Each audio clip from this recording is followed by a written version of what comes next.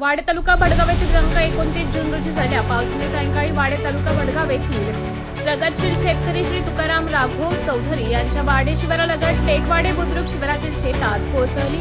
त्यात शेतात आंब्याच्या झाडाखाली बांधलेल्या जनावरांपैकी सर्जराजाच्या खिल्लारी जोडीपैकी एक बैलावर अचानक वीज कोसळून एक बैल जागीच ठार झाल्याची दुर्दैवी घटना घडली आहे।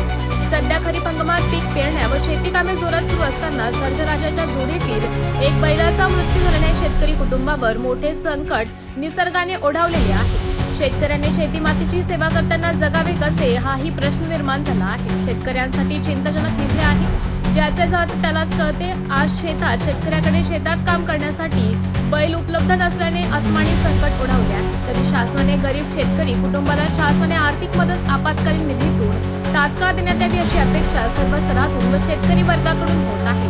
MDTV न्यूज साठी प्रतिनिधी सतीश पाटील, भडगाव।